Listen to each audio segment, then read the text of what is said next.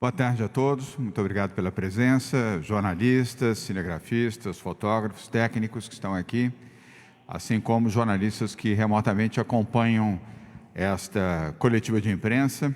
Essa é a 99ª coletiva de imprensa do coronavírus, aqui direto do Palácio dos Bandeirantes, em São Paulo. Na próxima segunda-feira estaremos comemorando 100 coletivas de imprensa neste período de 4 meses de quarentena em São Paulo. Aqui ao meu lado, Bruno Covas, prefeito da capital de São Paulo, Jean Gorenstein, secretário da Saúde do Estado de São Paulo, Paulo Menezes, coordenador do Centro de Contingência do Covid-19, nosso Comitê de Saúde, João Gabardo, coordenador executivo do Centro de Contingência do Covid-19, Comitê de Saúde, Patrícia Ellen, secretária de Desenvolvimento Econômico, Ciência e Tecnologia, e Marco Vignoli, secretário de Desenvolvimento Regional. Queria destacar também que se encontram aqui neste ambiente, no Palácio dos Bandeirantes, o Rubens Rizek, secretário de Governo da Prefeitura de São Paulo, Bruno Caetano, secretário municipal de Educação.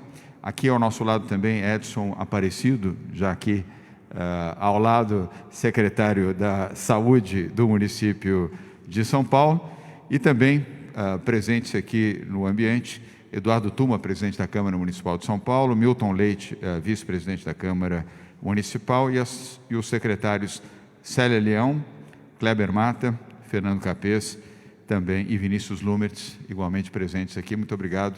General Campos, também secretário de Segurança Pública, entre nós. Hoje é uma data importante e quero chamar a atenção dos jornalistas que aqui estão e, igualmente, de você que está em casa acompanhando pelas imagens da TV Cultura, da Record News e da Band News, direto aqui do Palácio dos Bandeirantes. Hoje nós vamos anunciar a 8ª requalificação do Plano São Paulo. Ou seja, hoje vamos anunciar a 8ª quarentena aqui no estado de São Paulo. Essa atualização do Plano São Paulo estabelece uma nova quarentena que vai de 27 de julho até 10 de agosto. Repito, a 8ª quarentena de 2 semanas no estado de São Paulo e igualmente na prefeitura da capital, assim como em todas as demais 644 cidades do estado de São Paulo. Os 3 principais índices, você sabe, mas é sempre bom lembrar, que medem a propagação da pandemia, são os índices que controlam o número de casos, a expansão da pandemia, o número de óbitos e também quantidade de internações. E temos hoje boas notícias.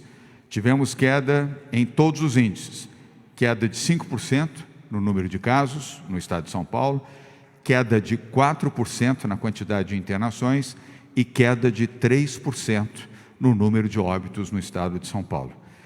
Com esta melhora nos índices, as regiões de Campinas, Araraquara e Araçatuba, no interior de São Paulo, conseguiram evoluir para fases menos restritivas do Plano São Paulo.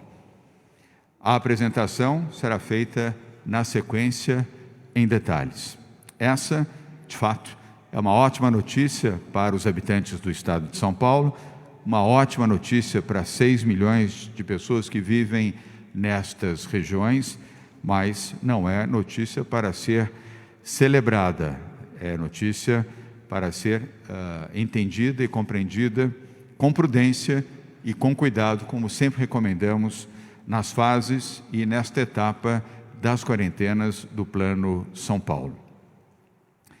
Vale lembrar também que nesta 8ª requalificação, nós não tivemos nenhuma região do estado de São Paulo que regrediu para uma fase mais restritiva. Isso também é um fato inédito ao longo do Plano São Paulo e, obviamente, pode ser entendido como uma boa notícia.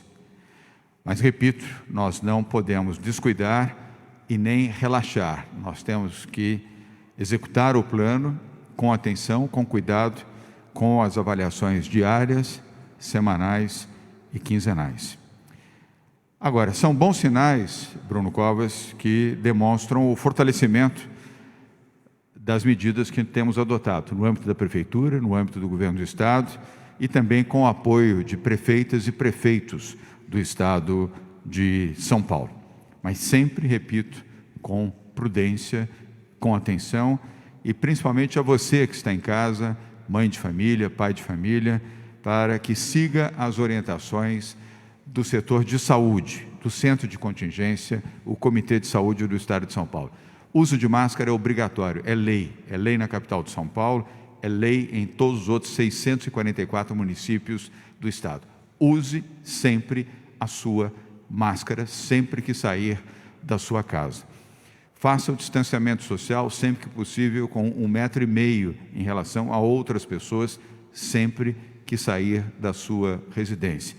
E procure lavar as mãos constantemente ao longo do dia, ou se não puder, use álcool gel. São medidas protetivas que garantem a sua saúde, garantem a sua vida até a chegada da vacina, que, aliás, está a caminho.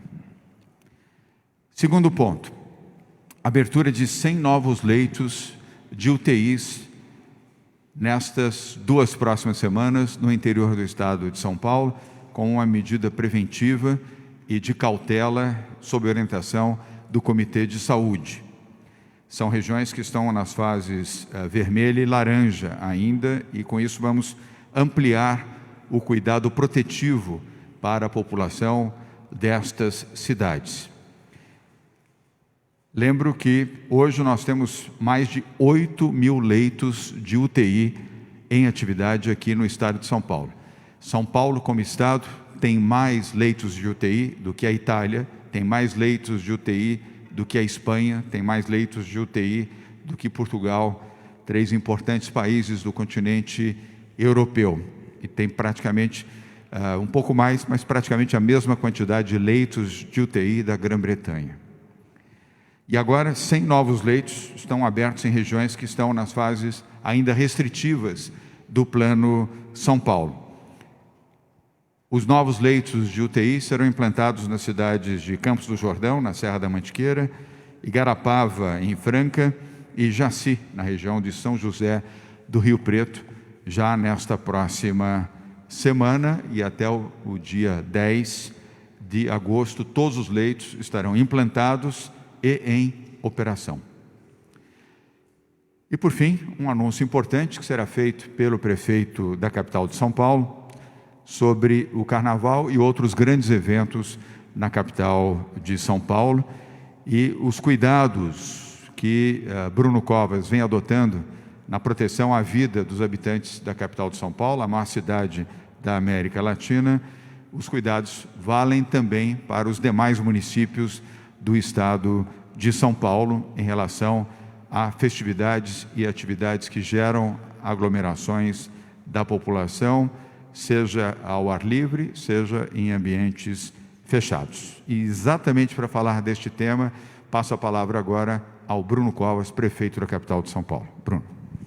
Boa tarde a todos. A cidade de São Paulo vem colecionando bons resultados desde que iniciou o seu trabalho de prevenção ao coronavírus aqui na cidade.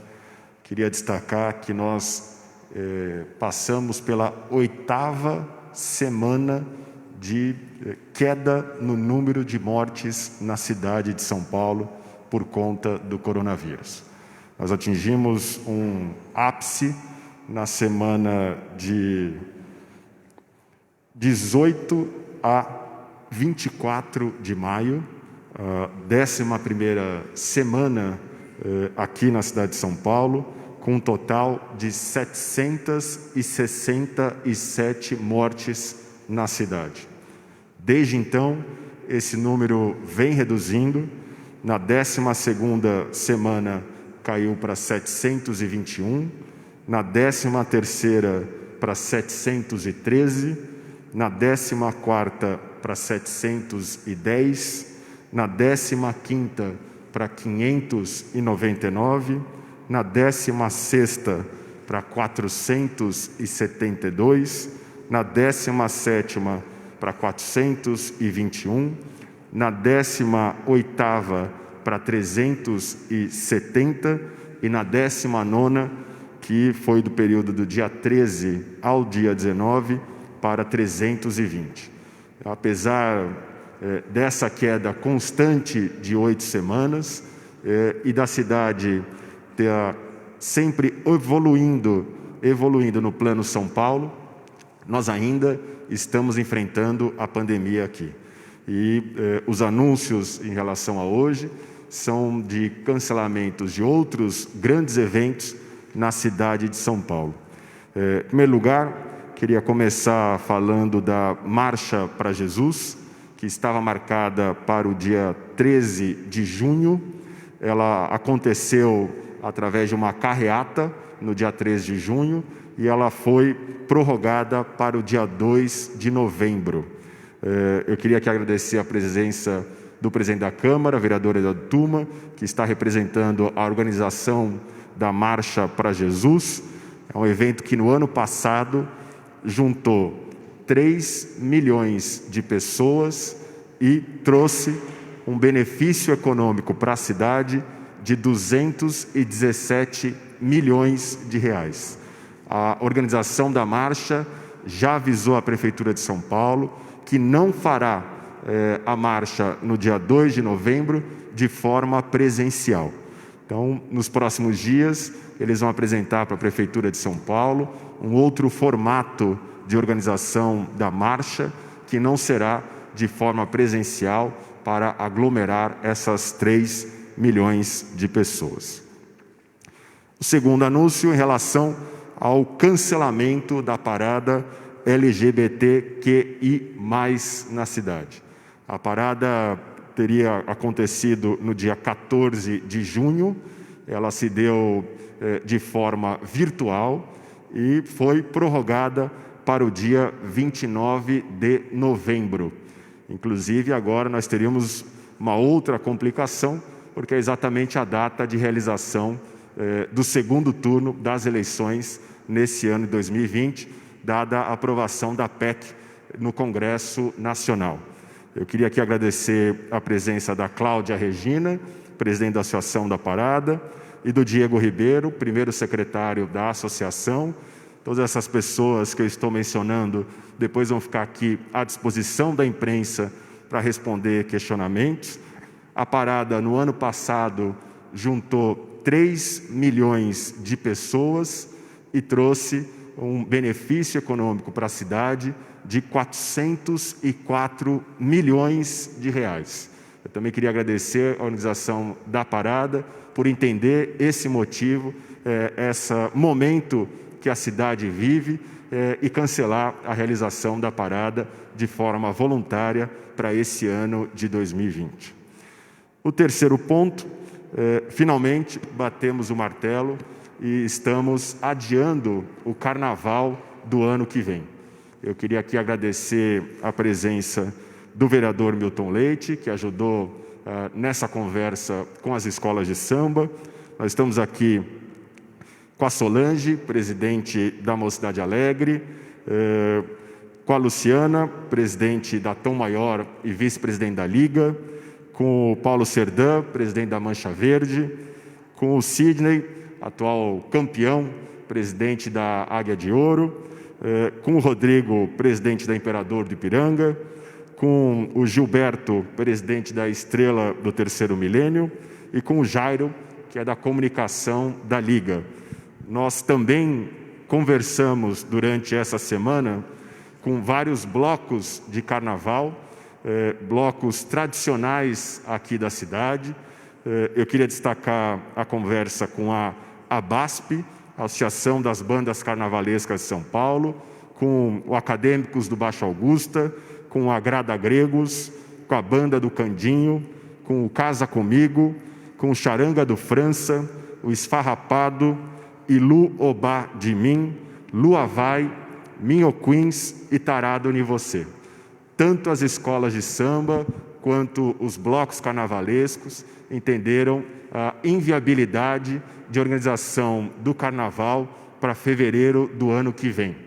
É importante destacar que nós estamos falando aqui de um desfile que no ano passado levou 120 mil pessoas e que trouxe um benefício econômico de R$ 227 milhões para a cidade e de blocos de carnaval que juntaram, durante as 3 semanas em que nós tivemos os blocos, 15 milhões de pessoas e trouxeram um benefício econômico para a cidade de R$ 2,750 bilhões. Nós estamos ainda definindo, tanto com os blocos, quanto com as escolas e com as outras cidades, a nova data, que deve se dar a partir de maio do ano que vem.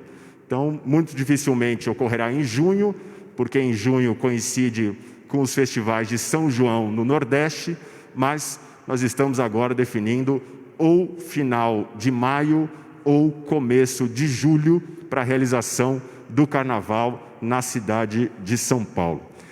Finalmente, uma breve palavra sobre a notícia que nós tivemos em relação ao cancelamento da Fórmula 1.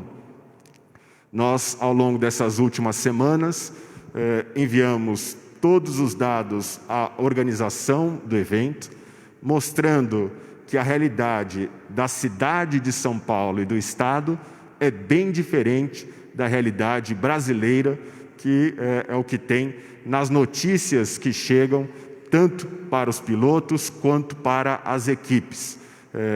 A projeção mostra que em novembro nós estaremos numa situação bem melhor do que estavam os países europeus, aonde nós já tivemos a realização de grande prêmio.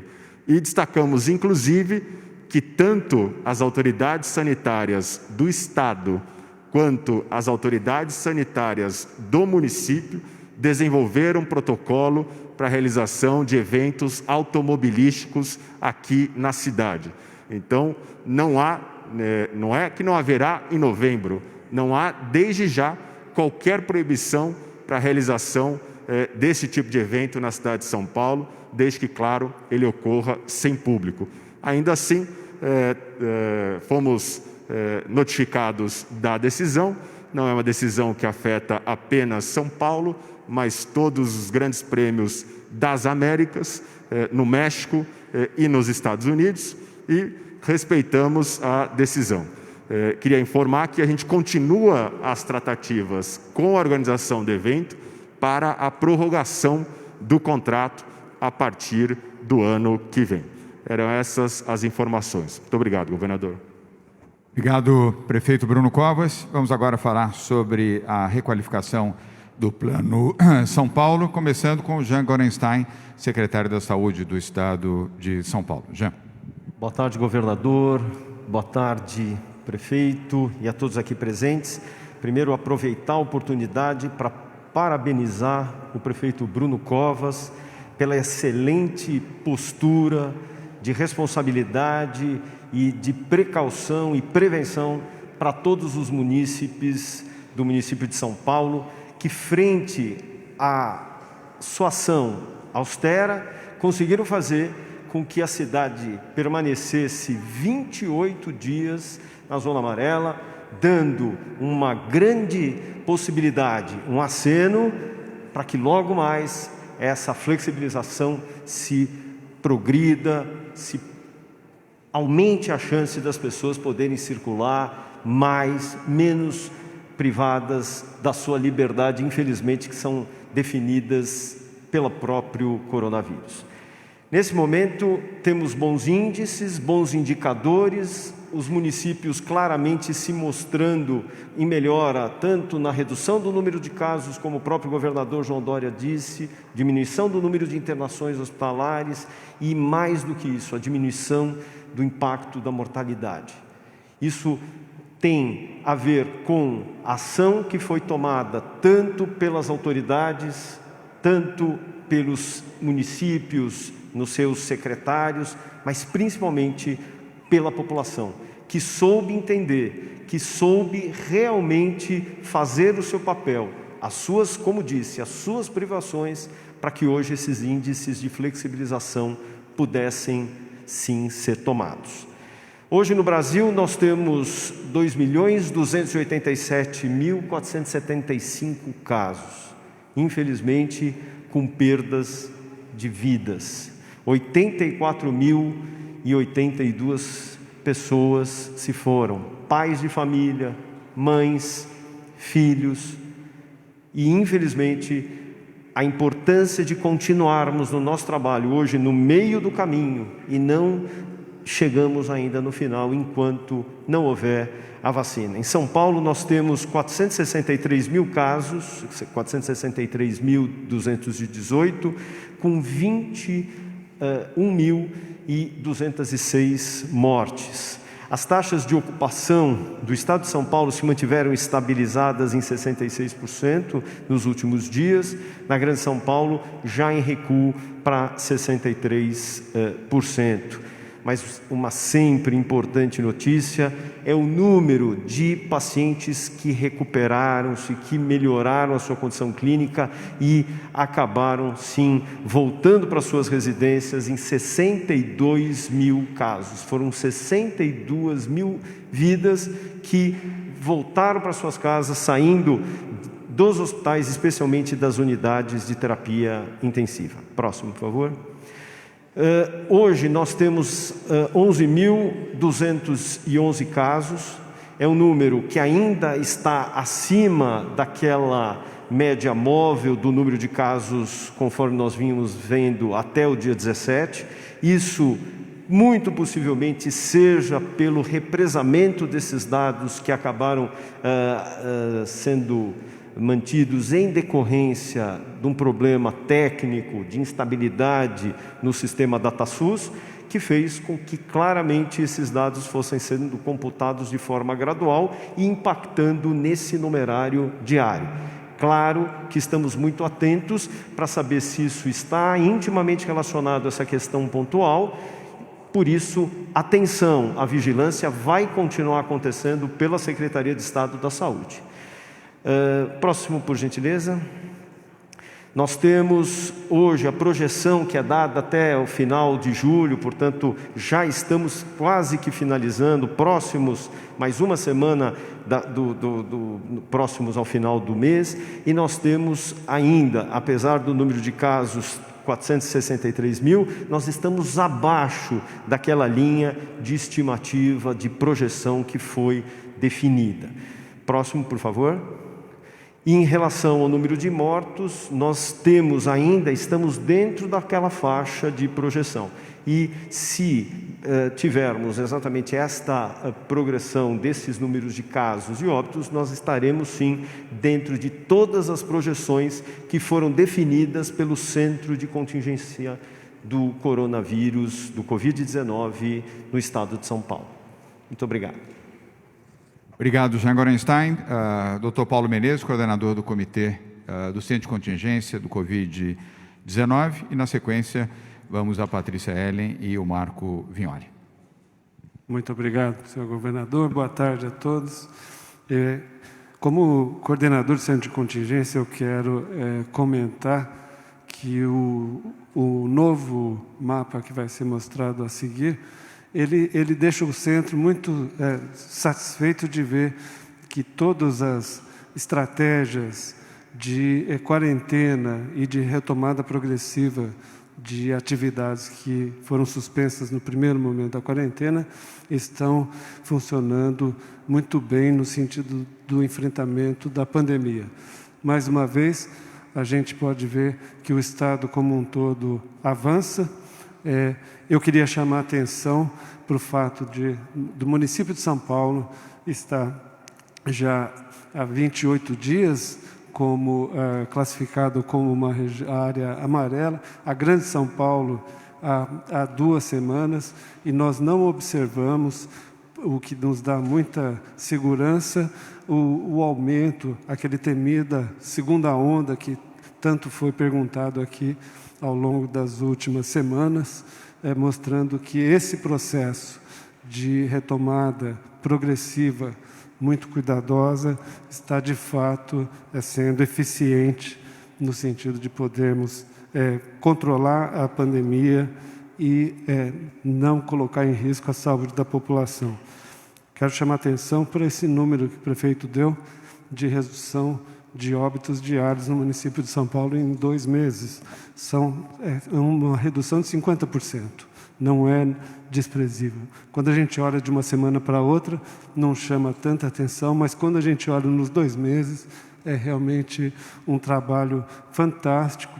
Queria cumprimentar toda a equipe do prefeito, e que junto com a equipe aqui do governador da saúde, estão trabalhando tão intensamente para que nós possamos superar essa fase. Então, esses são os comentários do ponto de vista do Centro de Contingência. Muito obrigado, governador. Obrigado, Paulo Menezes. Agora sim, com Patrícia Ellen, nossa secretária de Desenvolvimento Econômico, que pode comentar um pouco mais sobre esta requalificação do Plano São Paulo e as variações positivas, aliás, que temos nesta nova etapa da quarentena. Patrícia. Obrigada, governador. Bom, como já foi dito aqui por todos, nós tínhamos aqui, esse é o mapa da nossa 7ª atualização, que foi realizado há 2 semanas atrás. Nós temos, na semana passada, porque nós tivemos uma classificação extraordinária na sexta-feira, né? Então, esse mapa vigente era da sexta passada, do dia 17 de julho. Na próxima página, nós temos os indicadores dos últimos 7 dias atualizados. E traduzindo em números muitas das mensagens que já foram passadas, hoje é um dia muito feliz para o estado de São Paulo.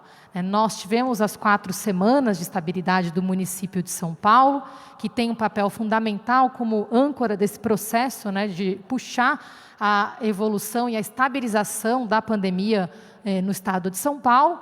Né, com números, a gente viu que o município, de fato, teve uma redução de casos aqui de 26%, de internações de 5% e de óbitos de 17% nos últimos 7 dias, com relação aos 7 dias anteriores. Isso refletiu também no trabalho que está sendo feito em toda a região metropolitana e no interior. Né? Então, pela primeira vez, a gente também tem um registro aqui de uma melhoria nos dados de casos, internações e óbitos de todo o estado. Como o governador João Dória mencionou, nós tivemos uma redução de casos de 5% e também uma redução de internações de 4% e de óbitos de 3%, 7 dias com relação aos 7 dias anteriores. Isso é muito importante, dado que nós estamos no inverno, que os dados de internações consideram também internações de síndrome respiratória aguda grave. Né? Então, casos suspeitos de Covid e casos confirmados de Covid também. Então, nós temos aqui um número que é muito importante e que confirma, né, o esforço que está sendo feito, não somente pelo governo, mas eu queria destacar e agradecer aqui ao setor privado, né, pela forma de fazer a retomada responsável, respeitando e implementando os protocolos, né, a todos os setores que estão retomando suas atividades, né, trazendo seus funcionários de uma forma segura, seus clientes de uma forma segura, e também os prefeitos. Nós temos aqui o prefeito Fred, né, além do Bruno Covas que está aqui, prefeito de Campos do Jordão, que eu queria destacar que eles têm feito um grande trabalho também, né, de controle da pandemia no interior, com protocolos responsáveis. A gente tem acompanhado o prefeito. Eu acho que é muito importante os prefeitos que tomam a liderança de fazer uma retomada gradual, de não se apressarem nesses indicadores. E trabalhos como o seu, como o do prefeito Bruno Covas, é que estão fazendo a diferença para todos nós. E queria destacar as regiões que vão melhorar a sua classificação aqui hoje, né, que tiveram, de fato, uma melhora expressiva dos indicadores. Eu vou iniciar aqui falando de Araçatuba.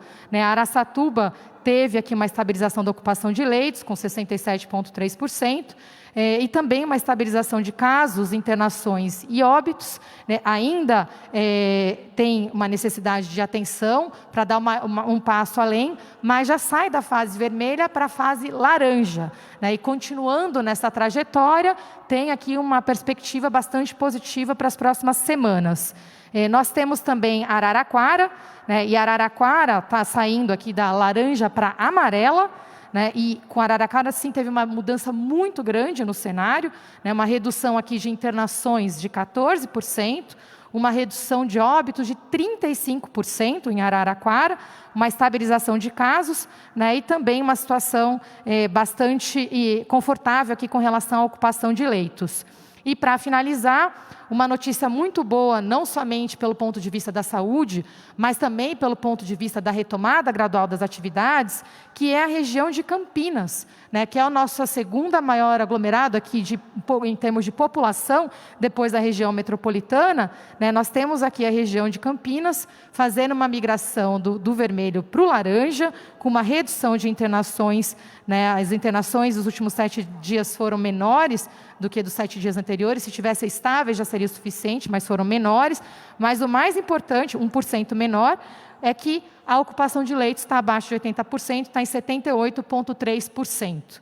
Com isso, eu queria passar para a próxima página e mostrar qual que é a nova atualização. Então, é a 8ª atualização do Plano São Paulo, e essa passa a ser a nossa classificação vigente, com essas alterações que eu mencionei, de Araçatuba, Araraquara e Campinas, né, reforçando aqui e parabenizando todas as outras regiões que se mantiveram na fase que estão. Essa estabilidade é uma grande conquista para todos nós no estado de São Paulo, né, para que a gente faça essa retomada sem pressa, com prudência, né, para que a gente possa manter isso, né, preservando as vidas e também retomando a atividade econômica com toda a responsabilidade e cautela. Muito obrigada, governador. Devolvo a palavra.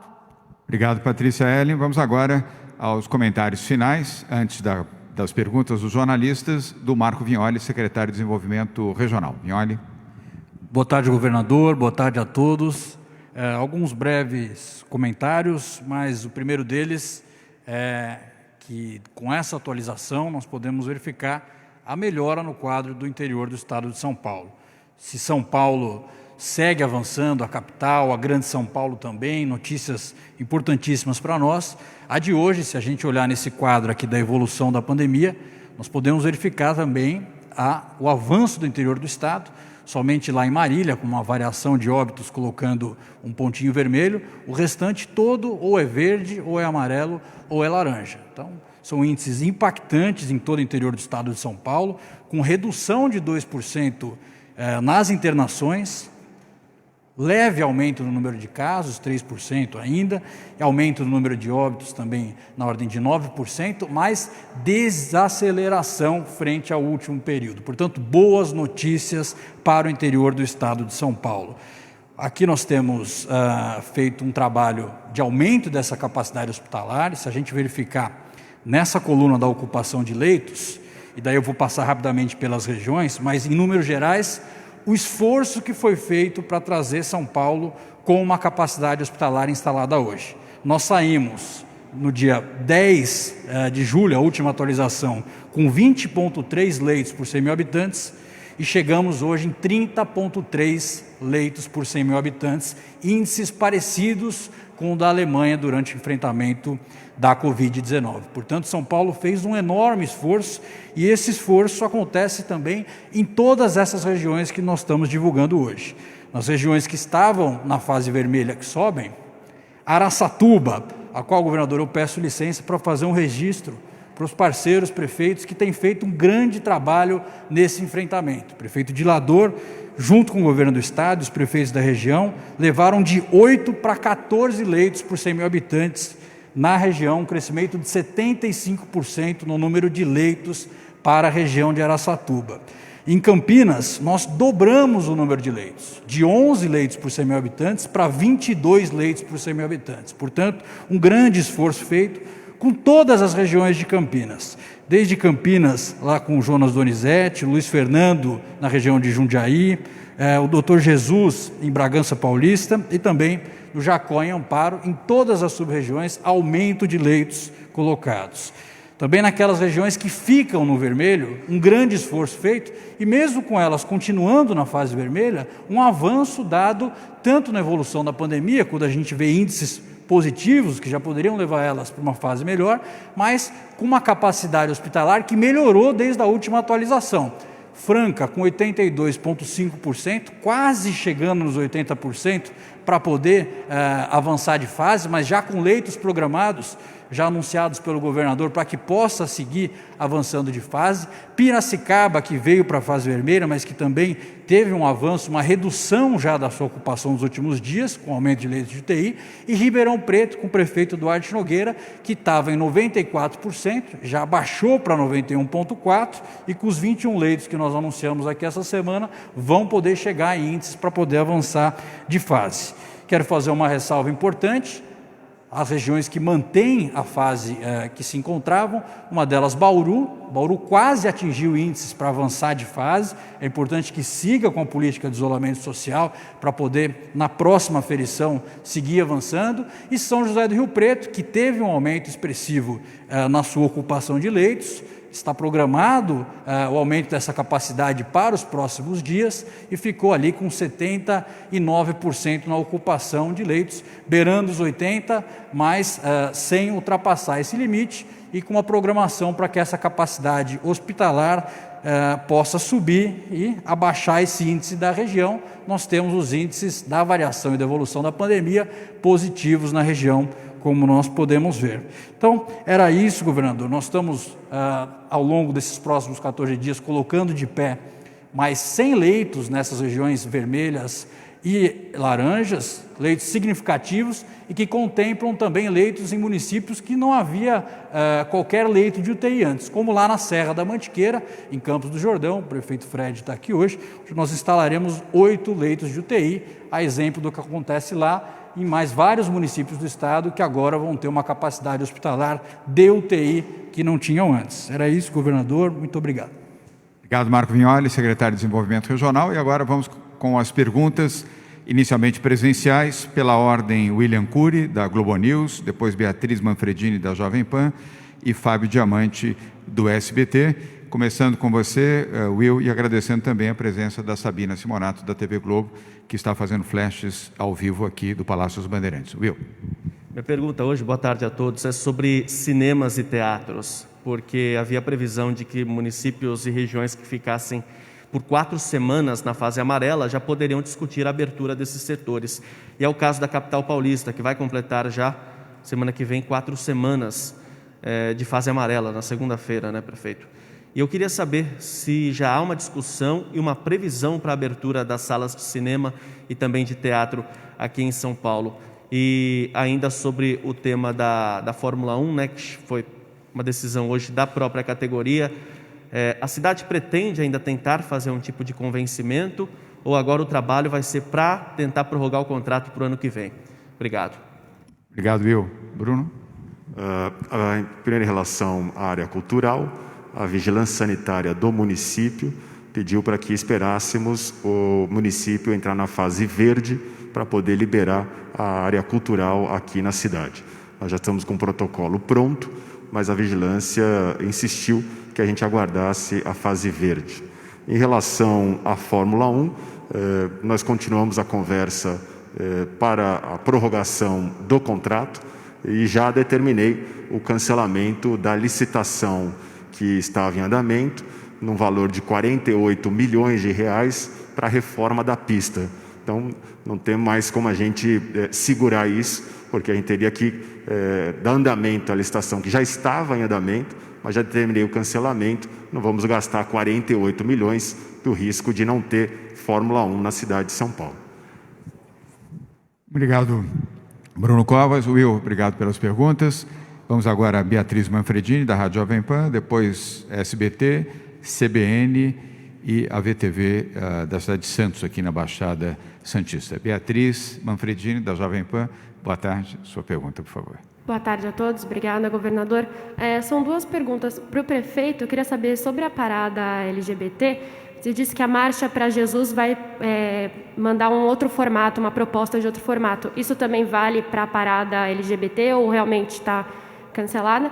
E para o governador, por favor, é um pouquinho fora do tema da Covid-19, mas hoje saiu uma pesquisa da revista Veja sobre eleições 2022 presidenciais, em que o presidente Jair Bolsonaro tem 29% das intenções de votos, o senhor 4%. Se você puder, por favor, fazer um comentário. Muito obrigada. Okay. Bruno? Primeiro, mais uma vez, lembrar que nem a parada, nem a marcha são organizadas pela Prefeitura.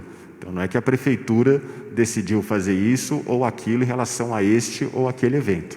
A decisão da Associação da Parada é não realizar o evento esse ano, lembrando que eles já realizaram um evento online em junho.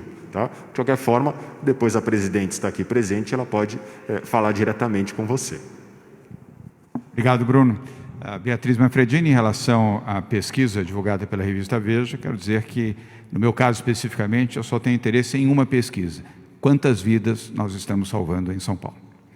Vamos agora à terceira pergunta, do Fábio Diamante, do SBT, na sequência CBN, VTV e CNN. Fábio, boa tarde. Sua pergunta, por favor. Boa tarde, governador. Boa tarde a todos. Eu queria fazer duas perguntas para o prefeito. Prefeito, essa data que o senhor estima para o Carnaval, maio, junho, queria saber se o senhor já falou sobre isso, se o senhor conversa com outras capitais, se a ideia é que seja um movimento maior, e se o senhor está seguro em relação a essa data, principalmente na questão da saúde, porque o doutor Dimas Covas algumas vezes falou aqui que junho do ano que vem era o início de um período seguro de imunização, a vacina chinesa pelo menos seriam 2 doses, queria saber se o senhor está seguro dessa data, e se o senhor puder falar da São Silvestre. Ela também deve ser cancelada. Uma das vezes o doutor Gabardo, conversando comigo, falou do risco de uma maratona, né? A aglomeração é muito grande. Queria saber se o senhor já tem essa definição também. Em relação à data, nós estamos trabalhando maio ou julho, porque junho coincide com as festividades de São João. Nós estamos definindo isso com, sim, uma conversa com outras cidades, para que a gente possa fazer esse movimento conjunto, e também estamos conversando com as escolas de samba e com os blocos. Segurança ninguém pode dar em relação ao que vai acontecer mês que vem. Exatamente por falta de segurança que nós já adiamos os preparativos para fevereiro do ano que vem. Porque começar os preparativos para fevereiro do mês que vem não significa apenas ter tranquilidade em relação a como estaremos em fevereiro, mas como estaríamos daqui a algumas semanas, quando as escolas iniciariam os ensaios, que juntam 1.000, 2.000, 3.000 pessoas dentro de um espaço fechado. Então, é claro que essa data também pode ser revista lá para frente, da mesma forma que aconteceu com a parada e com a marcha, que passaram os eventos para novembro e agora estão, mais uma vez, ou cancelando ou transformando o evento. Então, não há a menor dúvida de que, de repente, lá na frente é preciso uma nova avaliação. O que nós estamos tentando dar é a maior previsibilidade possível às pessoas. E, nesse momento, não há como garantir nada em fevereiro, razão pela qual vamos adiar. Em relação a São Silvestre, nós já começamos a conversar com a organização do evento, também não é um evento organizado pela Prefeitura, eles ficaram de até final de agosto anunciar o que eles vão fazer em relação a São Silvestre. Obrigado, Fábio Diamante. Obrigado, Bruno Covas. Vamos agora à CBN Online, Vitória Abel. Vitória, boa tarde. Há tempos que não via você aqui participando da coletiva. Bem-vinda. Sua pergunta, por favor. Boa tarde, governador. Boa tarde a todos. Bom, eu queria fazer duas perguntas. Primeiro, para o governador e também para a equipe de saúde. A Justiça de São Bernardo do Campo determinou a reabertura de bares e restaurantes no período noturno, a pedido aí do setor, conseguiu essa determinação. Ontem a equipe de saúde disse que estava analisando a proposta de uma mudança no decreto de reabertura de bares e restaurantes para permitir esse funcionamento noturno. Sabemos que a equipe de saúde discorda disso, mas o setor vem pressionando o governo do estado para essa modificação. Eu queria saber se já existe alguma decisão, o governo do estado vai modificar o decreto e permitir o funcionamento à noite, inclusive aqui na cidade de São Paulo. Caso isso não aconteça, o governo não tem medo que exista aí uma judicialização também em outras cidades dessa questão? E aproveitando, eu também queria perguntar para a equipe de saúde, uma visão com relação ao chamado platô aqui no estado. Vocês têm noticiado essa estabilização dos números, a permanência do estado no platô. Mas queria saber se a equipe de saúde tem uma previsão de um período que o Estado pode permanecer nesse platô. Porque eu imagino que o Estado não possa permanecer para sempre nesse platô, porque seria um número de mortes e casos muito alto. Então, existe algum período máximo aceitável para o Estado permanecer nesse platô? E se a partir desse período, se a curva não cair, vai ser necessário mudanças, isolamentos mais restritivos? Como que o governo tem analisado isso? Obrigada, governador. Obrigado, Vitória, pelas perguntas. A primeira eu faço a introdução, depois Marco Vignoli e João Gabardo responderão. E sobre o platô, a sua segunda pergunta, Jean Gorenstein e Paulo Menezes responderão. São Bernardo, apenas para introduzir, nós temos plena confiança na Justiça, seja no Ministério Público, seja no Tribunal de Justiça, que tem dado ganho de causa a todas as iniciativas do Governo do Estado de São Paulo na proteção ao Plano São Paulo. E temos convicção de que isto continuará ocorrendo. E não vamos fazer, neste momento, nenhuma alteração no Plano São Paulo. Vamos seguir aquilo que a saúde determina e que o Centro de Contingência nos orienta. Marco Vignoli. Vitória, primeiro citado o acerto da decisão do Centro de Contingência de fazer os horários noturnos não tendo dentro do Plano São Paulo funcionamento de bares e restaurantes. Nós não vimos as cenas que vimos em outros lugares do mundo aqui em São Paulo e, portanto, de forma responsável, nós seguimos com o que foi estabelecido. Foi uma decisão em primeira instância em São Bernardo do Campo, agora segue para o Tribunal de Justiça. Como disse o governador João Dória, nós confiamos plenamente na racionalidade e também na decisão do tribunal a favor da vida e a favor do que foi estabelecido no Plano São Paulo, para que a gente possa seguir com responsabilidade acompanhando essa abertura de bares e restaurantes. Obrigado, Vignoli. Apenas para acrescentar, Vitória, que esta medida momentânea da Justiça contrariou também decisão da Prefeitura Municipal de São Bernardo do Campo. E ainda nesse tema, João Gabardo. Vitória, se nós listarmos todas as atividades e estabelecermos uma ordem de menor ou maior risco, a abertura dos bares, ela só perde em maior risco para clubes noturnos. Então, não tem sentido, nesse momento em que nós estamos ainda numa situação de platô, em que nós temos alguns locais, como a capital, que está já na curva descendente, corrermos o risco, né, com essa flexibilização que pode comprometer todo o plano. Então, o Centro de Contingência, até o presente momento, não acha adequado a ampliação deste horário de funcionamento.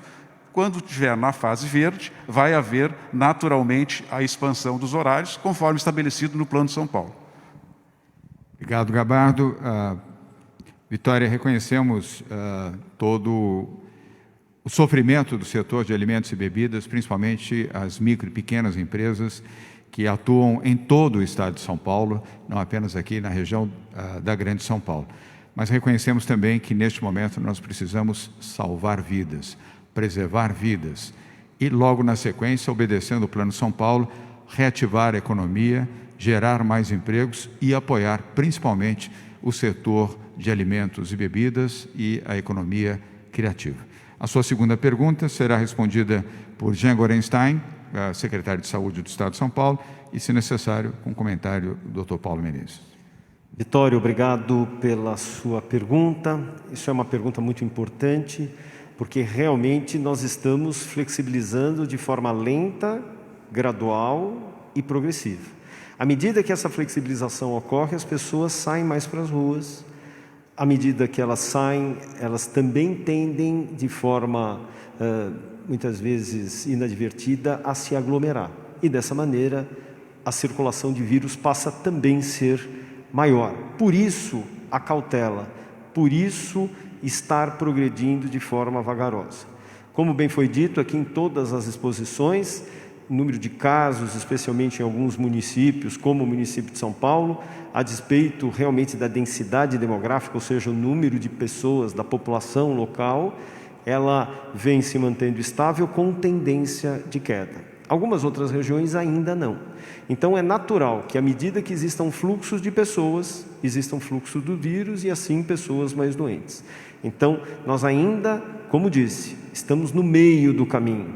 Esse período de platô tende ainda a se manter por algumas semanas. Todas as estatísticas que foram tomadas, elas se basearam nas projeções do Centro de Contingência do Covid-19 e elas se mantiveram dentro dessas projeções. Portanto, nós ainda teremos essa fase de platô por algumas semanas.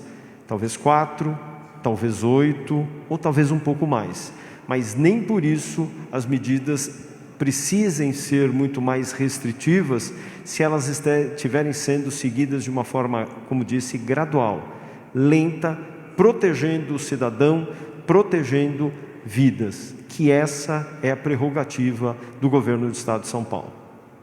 Obrigado, Jean Gorenstein. Algum comentário? Paulo Menezes? Então, resposta concluída. Vitória Abel, da Rádio CBN, obrigado por estar participando aqui da nossa coletiva. Vamos tirar você aqui de tela, mas você continua acompanhando a nossa coletiva. Agora, pela ordem, vamos à VTV de Santos, o Gobete, que está aqui conosco mais uma vez. Na sequência, TV Record e Jornal O Globo. Tive notícia que a CNN não estará fazendo pergunta, portanto, é com você, Gobete. Boa tarde. Sua pergunta, por favor. Boa tarde, governador. Boa tarde a todos. Governador, o assunto, primeiro, não diz respeito exclusivamente ao Estado de São Paulo, mas já que a gente está ouvindo falar de muitos eventos de grande porte sendo adiados, outros cancelados, eu gostaria de uma análise do Comitê de Contingenciamento a respeito da temporada de cruzeiros marítimos, que já tem a sua confirmação de retomada para novembro. 7 navios confirmados, fazendo escala em vários pontos do litoral brasileiro, entre eles o Porto de Santos, maior porto da América Latina, porta de entrada não só para a Baixada Santista, mas também para o estado de São Paulo, onde se encontra um dos maiores terminais de passageiros também do país. A gente teve, inclusive, um dos primeiros casos notificados de Covid na Baixada e no estado de São Paulo, entrando justamente através de uma passageira de um desses navios. Como é que o comitê analisa essa questão, né? Navios aí que comportam mais de 5, 6 mil passageiros, se é o momento ideal para a retomada desse tipo de atividade, que eu acho que impacta diretamente a Baixada e ao Estado. E minha segunda pergunta é em relação ao município de Limeira, que o prefeito decretou lockdown, me parece é um dos poucos municípios brasileiros a decretar, chegar nesse estado de lockdown, que deve ocorrer nesse próximo fim de semana e no outro também, por conta da baixa taxa de isolamento. O prefeito preocupado com a população que não tem respeitado o isolamento lá no município. Gostaria de um comentário acerca desse tema também. Obrigado. Obrigado, Gobete. No primeiro tema, sobre cruzeiros marítimos, vou pedir ao coordenador do Centro de Contingência do Covid-19, Dr. Paulo Menezes, para a resposta sobre o tema de Limeira. Pedirei a resposta do secretário de Desenvolvimento Regional, Marco Vignoli. Dr. Paulo. Obrigado pela pergunta, Gobete. Em primeiro lugar, nós já temos várias experiências internacionais com navios e a questão da Covid-19, da transmissão dentro dos navios. Aquela experiência, logo no início no Japão, foi realmente uma situação bastante desastrosa até, expondo e causando mortes por conta disso. Então, cruzeiros já eram uma grande preocupação da área da saúde. A saúde já vinha trabalhando em protocolos junto com a Anvisa, para ver como lida com os cruzeiros. Tivemos anteriormente, ano passado, a situação do sarampo, chegando também em um cruzeiro, muito bem controlada na ocasião pelas vigilâncias em saúde do município de Santos e do Estado, de forma que eu entendo que cruzeiros ainda também não é o momento de nós pensarmos nessa possibilidade. Até porque os cruzeiros reúnem pessoas que vêm das mais variadas regiões, não só do país, mas de outros países. Muito bem. No tema de Limeira, Marco Vignoli. Os municípios têm a prerrogativa de serem mais restritivos do que o próprio governo do Estado de São Paulo, uma vez que nós delimitamos a restrição para a região e o município tem essa prerrogativa perante o seu território. os municípios de Rio Preto, até mesmo na própria região metropolitana de Campinas, que é tocada pelo prefeito de Santa Bárbara do Oeste, Denis Andia, que tem feito um excepcional trabalho também, conduzindo a região agora para a fase amarela também, tem feito medidas mais restritivas. Em Limeira, ele faz no sábado e domingo mais restrições do que nós tínhamos antes. Então, não funcionará mercados, por exemplo, no fim de semana no município de Limeira. O prefeito tem essa prerrogativa e entendemos que seja uma atitude positiva para que a população possa aumentar o seu isolamento social e, assim, os índices de Limeira melhorarem. Portanto, iniciativa importante do prefeito de Limeira nesse município e uma prerrogativa municipal. Obrigado, Vignoli. Gobetti, obrigado pelas perguntas, sempre bem-vindo. Vamos à penúltima pergunta de hoje, que é da TV Record, com a jornalista Daniela Salerno. Daniela, boa tarde. Sua pergunta, por favor. Boa tarde a todos. São duas perguntas. Primeiro, para o prefeito, gostaria de saber sobre o projeto que foi encaminhado para a compra de vagas escolares. A gente sabe que da creche isso já existe, e agora a intenção de compra de vagas para 4 e 5 anos, que já é uma grade curricular obrigatória. Quantas vagas, pelo menos se tem expectativa de compra e para quando isso, prefeito? E para o governador, por gentileza, a gente sabe que 2 partidos estão tomando frente de uma mobilização para haver greve dos servidores da educação. Se isso acontecer esse ano, eles defendem que só pode voltar à aula quando tiver uma vacina. E se isso acontecer esse ano, a gente percebe que aquela ideia de unificar o retorno da escola particular e da escola pública, seja municipal ou estadual, cai por terra. Então, como que está essa preocupação, se há uma preocupação nesse sentido e até uma articulação a respeito? Obrigada. Obrigado, Daniela. Bruno Covas. Eu vou começar respondendo, mas com autorização do governador, pedir para depois o secretário Bruno Caetano, de Educação, complementar. Quando nós assumimos a prefeitura em 2017, nós tínhamos algo em torno de 10 mil crianças aguardando vaga na pré-escola. Nós zeramos essa fila na cidade de São Paulo. Então, hoje, nós não temos fila na pré-escola. O que nós estamos percebendo por conta da pandemia? Vários pais estão tirando os filhos da escola privada em relação à pré-escola e solicitando vaga na educação municipal. Então, ou nós voltaremos a ter fila, que era a prática da gestão anterior, ou a gente tem a solução de continuar comprando, de ter autorização para comprar essas vagas, para continuar sem fila na cidade de São Paulo. Então, é para isso que serve esta autorização, para que a gente não volte a ter o que nós tínhamos no governo Haddad, no governo do PT, fila aqui na cidade de São Paulo. Pedir ao secretário Bruno Caetano, por favor, complemente com os dados. Obrigado, prefeito. Obrigado, governador. De fato, há um projeto de lei para a compra de vagas no ensino infantil, crianças de 4 e 5 anos. Há uma limitação bastante objetiva no projeto, que limita a compra de vagas a 5% do total existente. Hoje temos 250 mil crianças matriculadas nessa faixa, portanto, o total de vagas a serem adquiridas é de, no máximo, 15 mil vagas, né? Há um preço que é o que essa criança custa hoje para a Prefeitura de São Paulo, então há uma trava nesse preço. Queria lembrar que a Prefeitura de São Paulo, nessa gestão, universalizou o ensino infantil de 4 a 5, tem a menor fila da creche na história de São Paulo e nós continuamos expandindo também a rede direta. O prefeito Bruno Covas vai entregar agora, em setembro ou outubro, 25 novas escolas na rede pública. Dessas 25 escolas, 24 de ensino infantil. Portanto, seguimos ampliando a rede da própria prefeitura para ofertarmos as vagas públicas, mas esse projeto tem um mérito de não deixar nenhuma criança para trás. Porque se a gente tiver uma explosão de crianças migrando da rede particular para a rede pública, hoje 65 mil crianças na cidade de São Paulo, no ensino infantil de 4 a 5 anos, estudam na rede particular, estavam matriculadas na rede particular, e se houver 10, 15, 20% dessas crianças migrando para a rede pública, se não comprarmos essas vagas, nós não temos vagas para atendê-las. Essa é a razão. Obrigado, Brunos.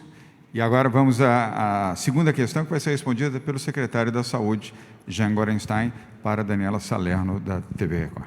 Daniela, é muito importante nós lembrarmos que quando nós da saúde estamos aqui, e eu como represento a saúde, que é um cargo não partidário e não político, nós temos que preservar a saúde do cidadão.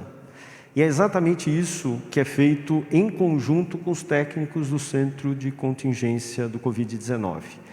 Nós definimos muito bem que, para que houvesse um início também flexibilizado e gradual das aulas no dia 8 de setembro, algumas regras deveriam estar muito claras e seguras. Entre elas, que as 17 regiões de saúde estivessem amarelas. E mais, por 28 dias. Se nós olharmos o mapa de hoje, nós temos áreas ainda em vermelho. E com isso, nós temos outras em laranja, nós temos outras em amarelo. Então, muito possivelmente, essa estimativa ou essa expectativa não ocorrerá. Então, nós temos que nos pautar nessa questão relacionada aos índices, às flexibilizações graduadas, dando essa segurança tanto para as crianças quanto para os funcionários e, mais do que isso, para aqueles que estão em casa, que são os cuidadores, avós, tias, que são aqueles mais vulneráveis. É sempre importante nós lembrarmos, quando eu aumento a flexibilização, o número de pessoas acabam saindo mais das suas casas. Nós aumentaríamos, se fizéssemos de forma abrupta, 7.800.000 pessoas nas ruas, transporte, bares. Então nós temos que ser muito responsáveis e essa é a marca desse governo. Obrigado, Jean Garonstein. Daniela Salerno, obrigado pelas perguntas. Agora a última pergunta é do jornal O Globo, com a jornalista Silvia Amorim. Silvia, sempre bem-vinda. Sua pergunta, por favor. Obrigada, boa tarde, governador, boa tarde a todos. Governador, eu peço permissão para a abordagem de um outro assunto, já que é o final da coletiva, acho que estão todos satisfeitos com os assuntos do dia. O jornal o Globo acabou de publicar uma reportagem que mostra que a Polícia Federal abriu uma nova frente de investigação envolvendo uma liderança do PSDB, agora o deputado Aécio Neves, numa nova frente de investigação sobre Caixa 2 e desvio de dinheiro. É o terceiro personagem do partido que, em menos de 2 semanas, aparece nas páginas da Lava Jato, com denúncias desse tipo. O partido tem mantido um silêncio sobre isso. Eu queria saber qual é a opinião do senhor em relação a isso. O senhor concorda com essa posição do partido? Se esse silêncio vai continuar, porque o senhor já teve posições bastante diferentes dessa, e se vocês atribuem, o senhor, no caso, atribui essa série de denúncias a alguma disputa política. Obrigada. Obrigado, Silvia. Primeiro, não vemos essas denúncias como uma resposta de ordem política, e sim de ordem técnica. A Polícia Federal realiza o seu trabalho, assim como o Ministério Público Federal e o Ministério Público Estadual, cumprindo o seu dever. E o dever é investigar, assim como o do PSDB, é não criar nenhuma objeção e nem condenar nenhum tipo de investigação. Mas lembrando que são investigações, não há ainda deliberação, não há julgamento feito. A minha posição, assim como do PSDB do Estado de São Paulo, cujo presidente está aqui, é o Marco Vignoli, é de que toda a investigação deve ser efetivada sem nenhum obstáculo, sem nenhuma obstrução, até que se tenha o resultado final. Essa é a nossa posição. Diferentemente de um outro partido que, na defesa do seu presidente de honra, criou obstáculos e classificou como política a investigação. O PSDB não classifica essas investigações como de ordem política. Então, essa é a resposta. Queria agradecer mais uma vez a presença de todos os jornalistas aqui, os que estão nos acompanhando também online através da TV Cultura. Obrigado, Maria Manso, da TV Cultura, que está aqui, como sempre, participando. Na segunda-feira teremos a coletiva de número 100, durante esses 4 meses de pandemia. É um número histórico. E por quê? Não pelo excesso, e sim pela deliberação do Governo do Estado de São Paulo em informar com transparência. E convidar os jornalistas para que aqui, estando, possam fazer qualquer pergunta, de qualquer natureza, não apenas aquelas vinculadas diretamente à pandemia. Então, a todos, um bom final de semana, os que estão aqui, os que estão em casa.